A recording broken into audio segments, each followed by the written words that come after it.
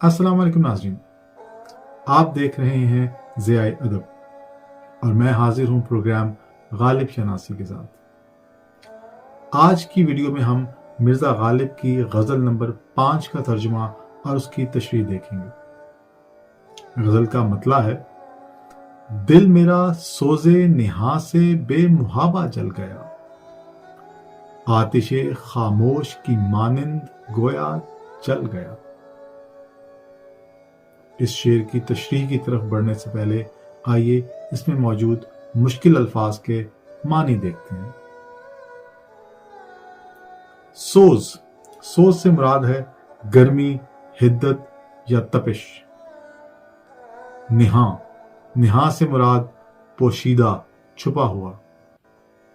सोजे निहा से मुराद है इश्क, क्योंकि इश्क दिल में छुपा हुआ एक पुरतपाक जज्बा है, इसलिए इश्क को सोजे निहा भी कहा जाता है। बेमुहाबा, बेखौफ व खतर, बगैर किसी परवाह के। आतिशे खामोश, आतिश से मुराद तो आग है और खामोश के दो मतलब हैं। एक तो जो हमारे यहाँ उर्दू में मुस्तामिल है चुप रहने से, और दूसरा फारसी में खामोश बुझने को भी कहते हैं, यानी बुझी हुई आग, खामोश आग। यहाँ पे दोनों मतलब जो है वो लिए जा सकते हैं। मानंद से मुराद मिसल, जैसे।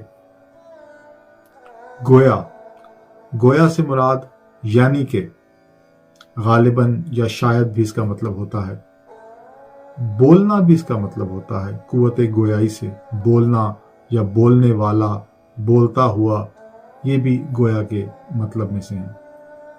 वाज़ेह तौर पर यह भी एक मतलब होता है गोया का, और एक मतलब इसका मानंद भी होता है। दिल मेरा सोजे निहा से बेमुहाबा जल गया। सोजे निहा से मुराद इश्क। सोज कहते हैं तपिश या गर्मी को, और इसका दिल से गहरा ताल्लुक समझा जाता है। इसीलिए जब कोई हमें बहुत प्यार से, मोहब्बत से या खुलूस से मिलता है तो हम कहते हैं कि यार वो हमें बहुत गर्मजोशी से मिला। और ये गर्मजोशी की फीलिंग्स जब किसी खास शख्स के लिए बहुत ज्यादा हो जाती हैं तो हम उसे इश्क कहते हैं, और शायरी में से इश्क की आग भी कहा जाता है। और इस शेर में भी इसी आग यानी सोज का जिक्र हुआ है जो कि इश्क से पैदा होती है। और वन साइडेड लव स्टोरीज में अक्सर ये इश्क जो है वो पोशीदा यानी निहा होता है, इसलिए इसे सोजे निहा कहा गया। तो गालिब कहते हैं कि दिल मेरा सोजे निहा से बेमुहाबा जल गया, कि मेरा दिल जो है वो सोजे निहा से यानी इश्क की गर्मी से या इश्क की हिद्दत से बेमुहाबा, बगैर किसी खौफ व खतरे के, बगैर किसी की परवाह किए जल गया। और फिर दूसरे मिसरे में इसकी वजाहत करते हैं कि आतिशे खामोश की मानंद गोया जल गया, कि ऐसे जल गया जैसे आतिशे खामोश। और खामोश का फारसी में मतलब बुझना होता है, तो आतिशे खामोश से मुराद बुझी हुई आग की तरह जल गया। या आप इसको उर्दू वाला खामोश का अगर मतलब लें तो खामोशी से आग की तरह जल गया। और आग तब बुझती है जब जलने लायक सारा सामान जो है वो खत्म हो चुका हो, जल चुका हो।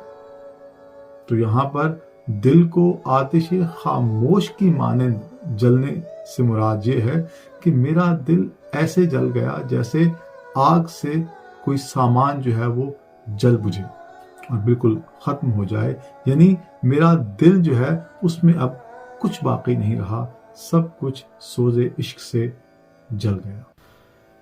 लफ्ज गोया जो है वो यहां पर निहायत मानी खेज है। लफ्ज गोया का एक मारूफ मतलब जैसे या मिसल होना भी होता है, और यही मतलब मानंद का भी है।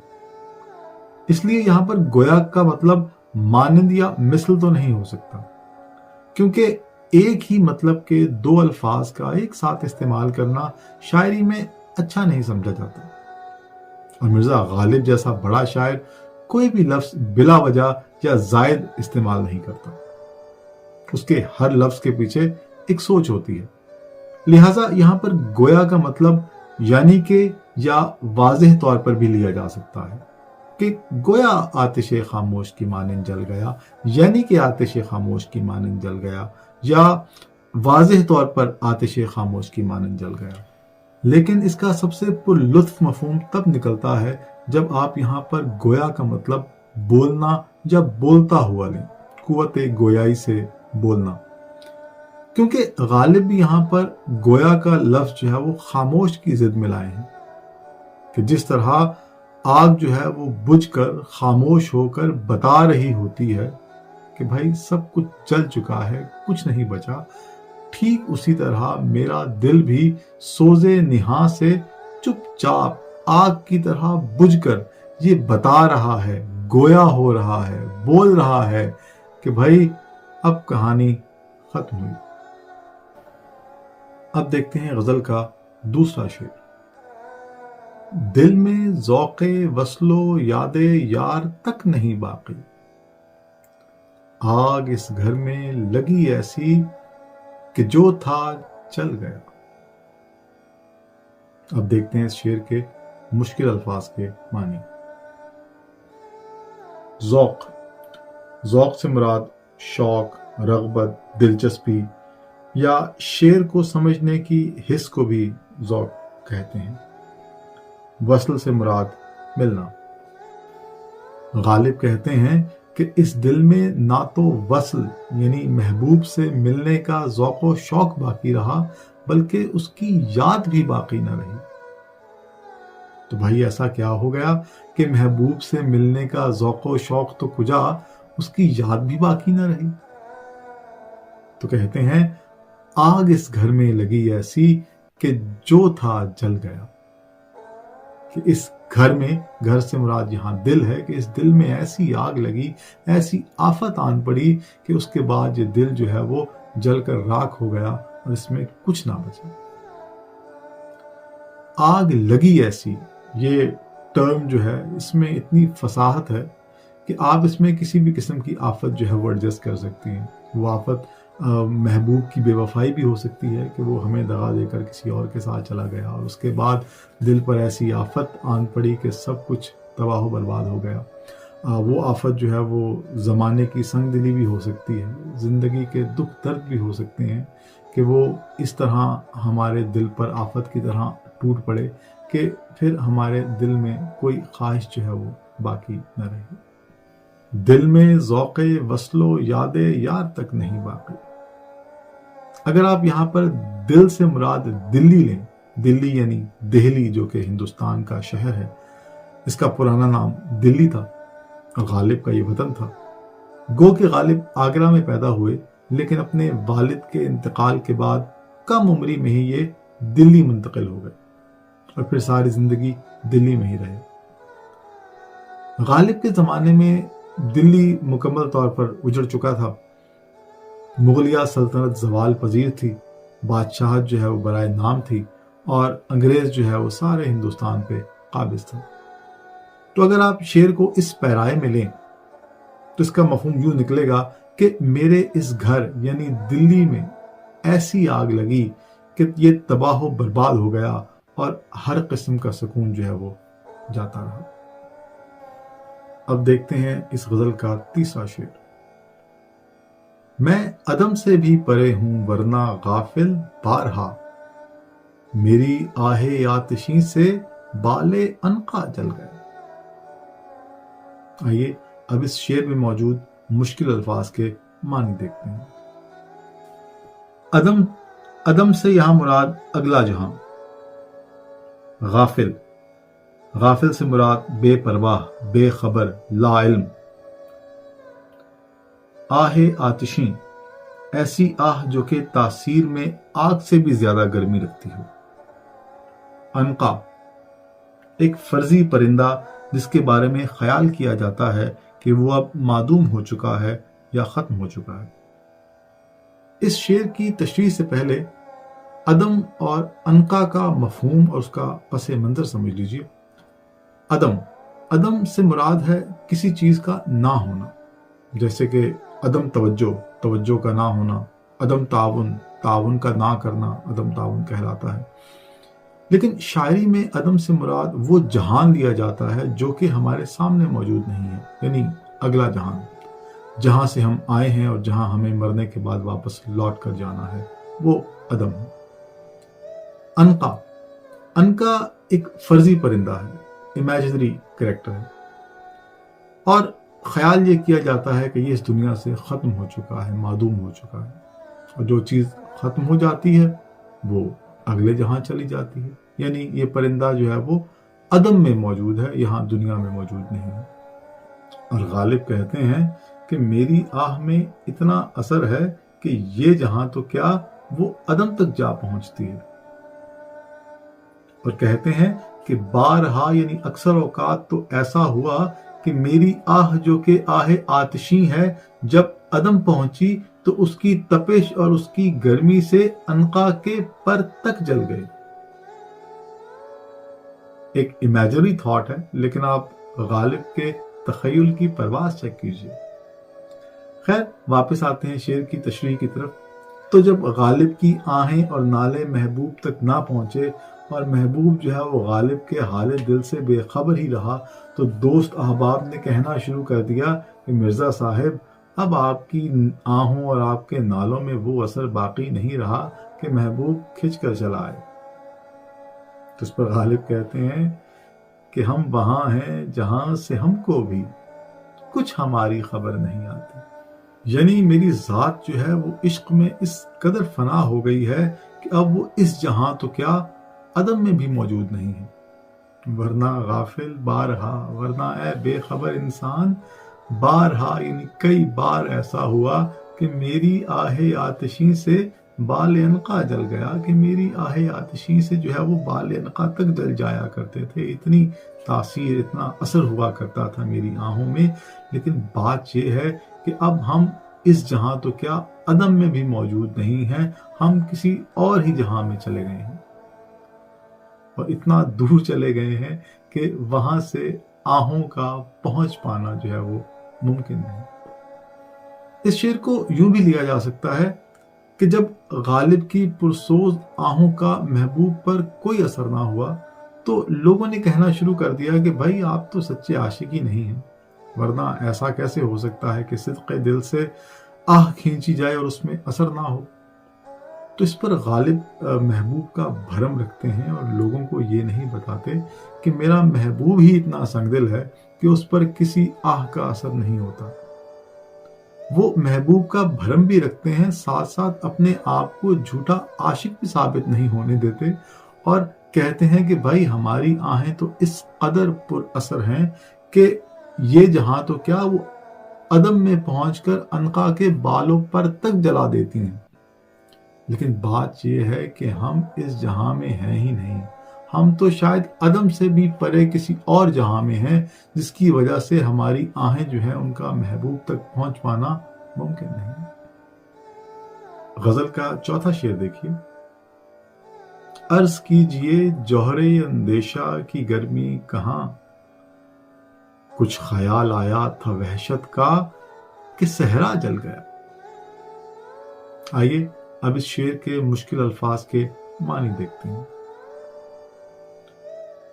जौहर मतलब कमाल या खूबी, अंदेशा ख्याल, वहशत सहरा नवर्दी, इसका मतलब खौफ या घबराहट भी होता है, भागना भी इसका एक मतलब होता है। गालिब कहते हैं कि मैं अपने जौहरे अंदेशा यानी अपने ख्याल और अपनी सोच की खूबियों और उनके कमालात की गर्मी के बारे में क्या बताऊं कि वो इस दर्जा शदीद हैं कि कुछ ख्याल आया था वहशत का कि सहरा जल गया।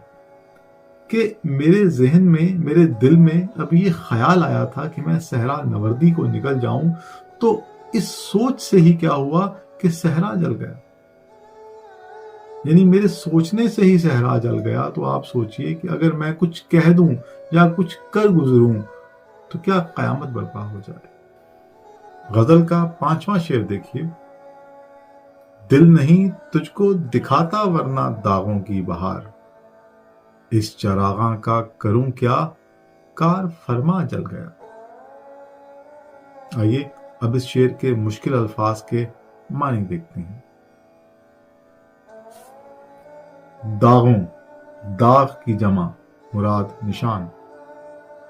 چراغاں، چراغوں کو ترتیب وار رکھنے سے جو روشنی کا سما پیدا ہوتا ہے اسے چراغاں کہتے ہیں۔ کار فرما، کام لینے والا، حاکم مراد دل۔ غالب کہتے ہیں کہ اب وہ دل ہی باقی نہیں رہا جس پر داغ تھے، بے شمار حسرتوں کے داغ۔ اگر وہ دل ہوتا تو میں تمہیں دکھاتا وہ داغوں کی بہار، اور اس دل کا کیا ہوا، کار فرما جل گیا۔ کار فرما سے مراد دل ہے، یعنی وہ دل جل گیا، اور سب داغ دل جل کر چراغاں کا سما پیش کر رہے ہیں۔ لیکن غالب کہتے ہیں کہ میں اس چراغاں کا کروں کیا کہ جب دل ہی جل گیا ہو۔ داغوں کو بہار کہا گیا، یعنی زندگی کی علامت بتایا گیا کہ جب تک داغ تھے بہار تھی، اور چراغاں کو دل کے جل بجھنے کی علامت بتایا گیا کہ جو دل ہے، جو چراغاں کر رہا ہے، یہ جل بجھ کر بتا رہا ہے کہ سب کچھ ختم ہو گیا ہے۔ غزل کا چھٹا شعر دیکھیے۔ میں ہوں اور افسردگی کی آرزو غالب کے دل، دیکھ کر طرز تپا کے اہل دنیا جل گیا۔ آئیے اب اس شعر میں موجود مشکل الفاظ کے معنی دیکھتے ہیں۔ افسردگی، افسردہ ہونا، اداس ہونا۔ فارسی میں افسردہ سے مراد بجھا ہوا ہونا بھی ہے۔ طرز، طریقہ۔ تپاک، گرم جوشی سے ملنا، برتاؤ، سلوک یا میل جول، اسے بھی تپاک کہتے ہیں۔ طرز تپاک اہل دنیا، دنیا والوں کے ملنے کا طریقہ۔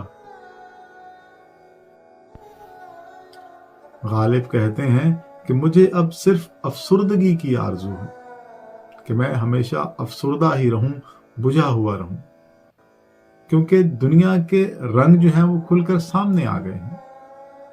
دیکھ کر طرز تپا کے اہل دنیا جل گیا، یعنی لوگوں کے جو ملنے کا طریقہ ہے، جو ان کی گرم جوشی ہے، وہ محض دکھاوا ہے، اور ہم اسے حقیقت سمجھ کر خوش ہوتے رہے کہ لوگ ہم سے کتنی محبت کرتے ہیں، کتنا پیار کرتے ہیں، کتنا خلوص سے ملتے ہیں، جبکہ صرف ہماری خام خیالی اور خوش فہمی تھی۔